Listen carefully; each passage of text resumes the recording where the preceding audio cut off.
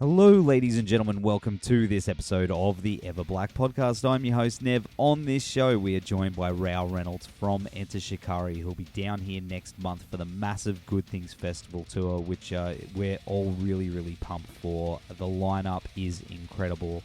I'll go through all that very soon, but I just want to give a shout out to Tim from the Faction for airing this interview a couple of weeks ago and all the support. If you haven't got the Faction Live app, go get it now. It is free and you can stream all the heavy tunes 24 hours a day wherever you are, and they've got awesome interviews from so many bands and they're big supporters of the local scene, so go get on that. Also want to give a shout out to our supporters, Blacklight Art and Design, who are our go-to for all our screen printing needs. They do shirts, hats, patches, you name it. If you can wear it, they can print it. They've done all our shirts and hats for Everblack Media. Awesome guys. www.blacklightad.com.au. The show is also brought to you by our good buddies at RW Promotion, who are the best in the biz when it comes to stickers, flyers, banners, badges, and all other promo if you need for your band or business. Go check them out at www.rwpromotion.com.au. Also want to give a shout out to our friends at Electric Witch, who have just launched their new clothing brand, and they've got some kick-ass apparel.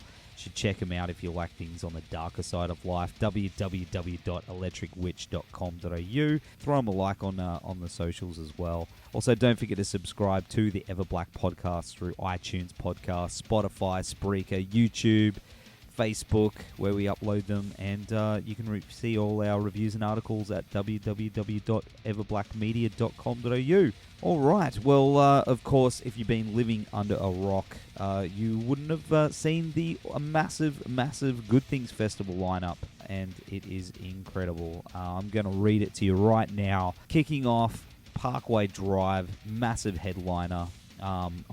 We used to book them many years ago when they were just a hard-working touring band, and look at them now, just fucking huge, massive festival headline spots over in the States and over in Europe, and yeah, they're just out there kicking ass, so they are definitely more than worthy to headline Good Things. We've also got A Day to Remember, Violent Soho, Simple Plan, Bad Religion, Trivium, Skegss, Simple Creatures, Karnivool, the Veronicas, which heaps of people are pumped for. Coheed and Cambria have sadly had to withdraw because Josh has had some health issues, but we wish him all the best, and hopefully they'll come back soon. Falling in Reverse, Enter Shikari, of course, who we got on the show tonight. Dance, Gavin, Dance, Real Big Fish, who are a hell of a lot of fun live. Poppy, who I am just dying to see live. Thy Art is Murder, Ice Nine Kills, The Damn Things, which features Scott Ian from Anthrax, Slowly, Man with a Mission, the Bennies, our good friends Voyager, yours truly, Windwaker, The Beautiful Monument, and Gravemind. But there is also a competition running where your band could win a slot on the Good Things Festival in your city. What you need to do is you need to go to the Good Things Festival website, sign up, create an account on there, of course. The voting closes Sunday the 17th of November. Get all your friends onto it. Here's the thing though, you can only vote once, so you got to make that vote count. Get on there, and you never know. There's a lot of awesome bands in Australia that I know would deserve the slot, but you got to be in it to win it, guys. The festival kicks off on Friday the 6th of December at the Flemington Racecourse in Melbourne. Then Saturday the 7th of December at Centennial Park in Sydney, and then wrapping up in my neck of the woods on Sunday the 8th of December at the Showgrounds in Brisbane. Tickets are on sale now at www.oztix.com.au. Don't miss out. What a way to end the year. It's just going to be such a hell of a good time, and everyone that went last year had a blast as well. We need to really support these festivals and these tours that are coming out, because there was a long period of time when we weren't getting anybody tour, and everyone was like, why isn't anyone tour? Well, we need to get behind it. We did lose a couple of festivals a couple of years ago, which was very sad, and everyone was just waiting for the next one. So here it is. Good Things. Support it, guys. Get your tickets now, and let's all get in the pit and have a good time. Here is my chat with the one and only Rou Reynolds from Enter Shikari. Really good dude. Had him on the show before, and just really down to earth. I love that band. Phenomenal live. Just they will blow your mind. Horns high, people. Enjoy. Rou, how are you, buddy? I'm not too bad, man. How you doing? Yeah, really good, man. It's been a long time since we've spoken, but it's great to have you back on the show, man. Thanks for having me. Yeah, it feels a long time since we've been in Australia and done anything, spoken to Australian people. So yeah, we're looking forward to coming back. Awesome, man. Awesome. Well, dude, thanks for joining us on the Faction. You're heading down here in December for the Good Things Festival tour, and man, a hell of a lot of people are keen to see you and the boys again. It's, as you mentioned, it's been 2016, I believe. So we've got a hell of a lot of catching up to do. Absolutely. We almost feel like just guilty for leaving it so long. Like it's annoying that it just hadn't worked out before now. We were trying to get Australia in a sort of routing wise, like making it all make sense, and it just didn't work out since we released the last album, The Spark. So we were like, okay, fuck it, we just got to get there as in whatever way we can, and then luckily the Good Things Festival invited us over. So we're absolutely buzzing. Yeah, awesome, man, because of course, Enter Shikari has always had a strong connection with Australia, so you should feel bad. No, don't feel bad. So, I mean, you've had that connection with Australia for as long as I remember. You've always, had us on tour schedule, and apart from the usual fans, food, and girls, what do you love about touring here the most? Australia seems to be such a good mixture of UK and America. It seems to take a lot of the good aspects of both, which is really nice. The cities, the culture, just the atmosphere is amazing. I'm trying to not speak about the weather. So we're certainly looking forward to that. But I think one of the main things for me, the festival season in Europe this year was so great. We had such a lovely summer with so many great festivals, and I just didn't really want it to end. So this feels like a little bonus, we're going to get to experience a summer festival again, and not only any summer festival, Australian summer festival, which is, as I say, the atmosphere is just always amazing. So yeah, we feel really lucky to get back. Especially with this lineup for Good Things, man, it's pretty damn excellent. It's a really good bill this year. So of course, who are you keen to check out when you're not playing? It's always amazing to see Bad Religion. They're a big influence on us, I think, especially thematically. I'm looking forward to seeing Man with a Mission again. We toured with them years and years ago, and they were great. But yeah, no, definitely going to watch those two. There's definitely a few bands that I've never actually seen live that I'd like to check out finally. So it's going to be a good day. Well, the interesting one, I think, going to be Poppy as well. Everyone's talking about Poppy and Bad Religion. So I think it's going to be a chocker's day. It's going to be awesome. Yeah, absolutely. Of course, when it comes to big festivals like this with a tighter set, how do you usually go about picking that? I mean, will it be heavier material for this one, or is it going to be a bit of a mix? I think for festivals, we always just try and we try and make sure that every era of the band is represented, because that there's so many different emotions conveyed in our music, so we want to make sure that the set feels like a bit of a journey, and kind of everything's or as many bases as we can fit in are covered, but it really is so difficult picking a set.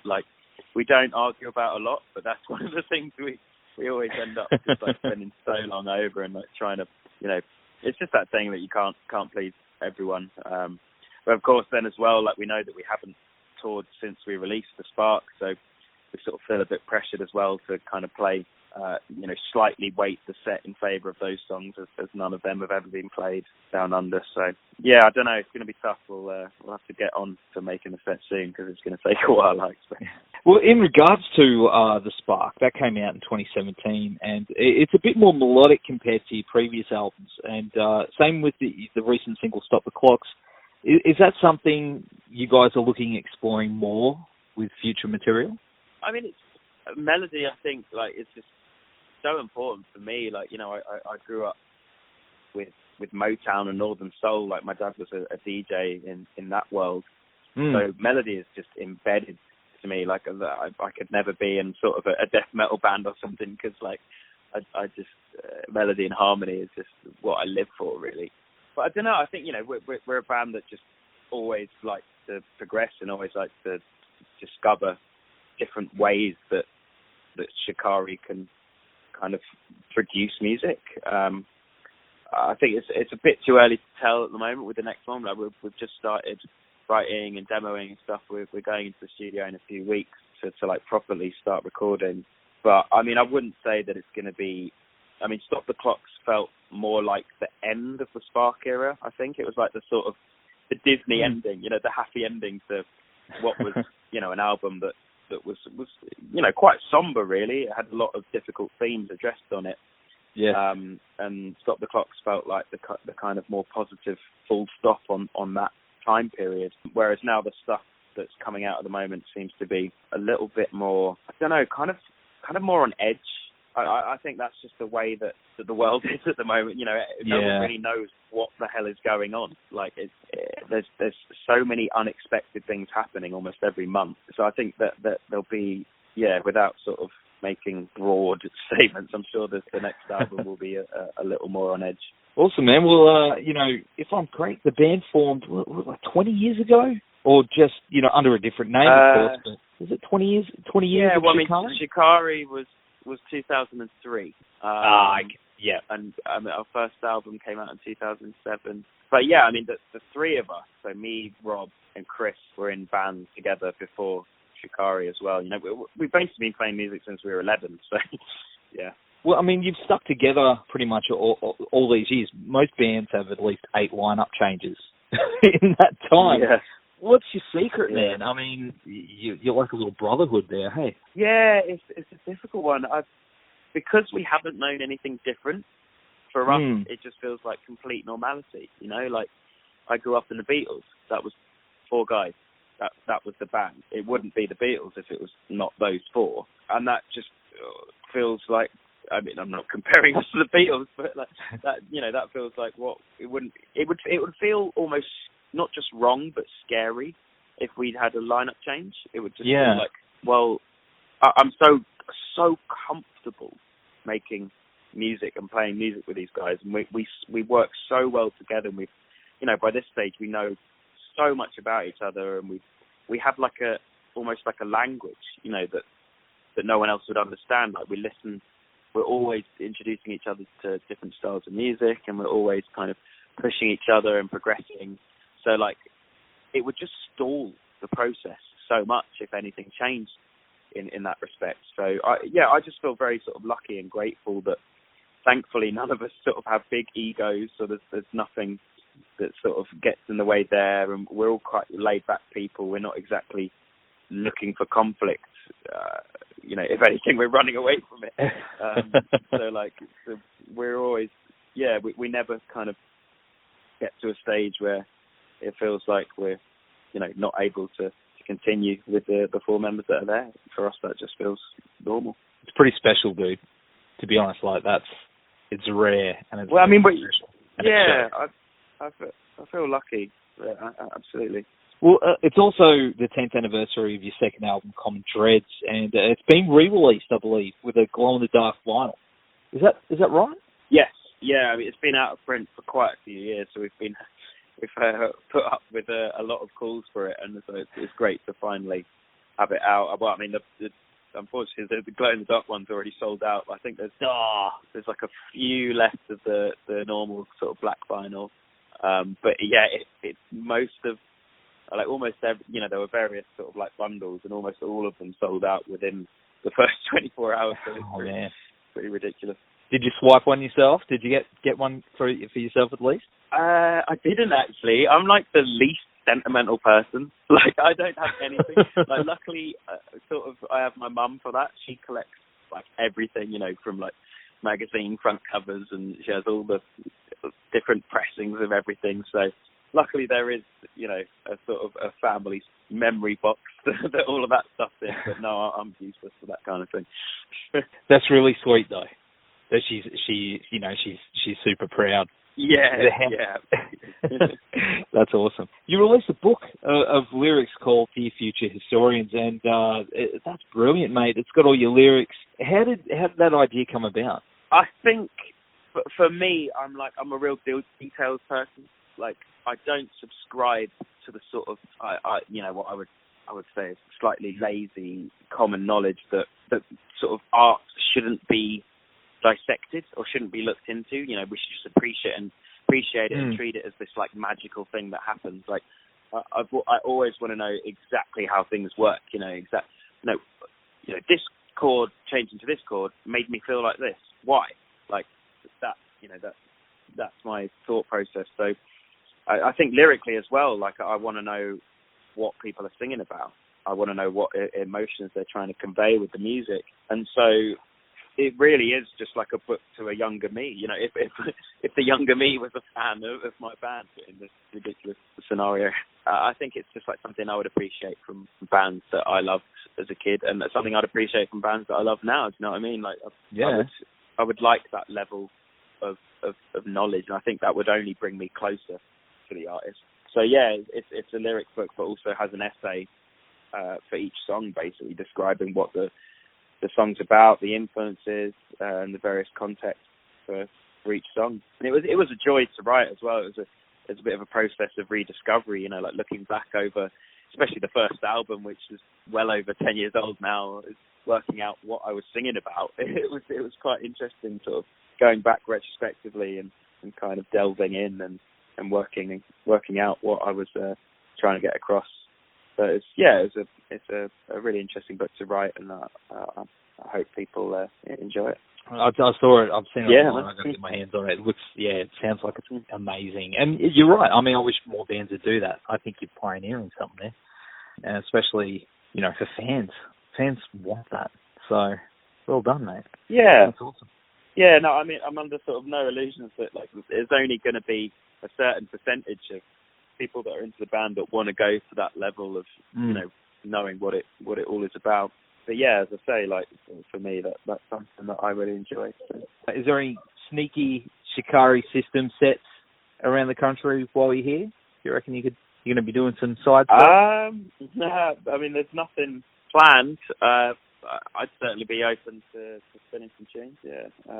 Yeah. It might be the type of thing where we get there and we're just going to be so knackered. we're only going to be there for 4 days. So it'll be hard to cram things in, but yeah, we're always open to party for sure. Awesome, man. Well, of course, what's next for you dudes into 2020? You said you're going to be recording. Yeah, that's kind of all that's really on my mind now. Like, apart from Good Things Festival, that's it. There's no other shows in the pipeline. It's just fully focused on writing and recording the next record, which is really exciting. Like, I'm producing this one myself, and we've done a fair bit of demoing kind of all over the place. Like even on the tour in America that we've just finished last week, we did some recording in Texas whilst we were there. It's just like trying to feed back the energy that we find on tour and that we find in all these different places that we get to visit. Like feeding that back into the new music is a really interesting process. So yeah, we're really looking forward to sort of bringing these skeletons of tunes to life. Is there a working title? Oh no, I mean for me, lyrics always come last. Almost sort of worryingly late in the process. Like I don't make it easy for myself. It can often be quite stressful. But I think for me, the music has to be at a certain stage where you really have a good sort of bearings of what emotions you're feeling from the music, and you know what you think you can try and convey with it. And it's only then that I'm like, okay, maybe I can address this subject and this theme and whatever. So that won't come for a while yet. Well, it's super exciting, dude, and we can't wait to see you and the boys down here this December for the Good Things Festival. Tickets are on sale now. Until then, man, stay safe. No, but thank you for having me. We're really looking forward to it, mate. Cheers.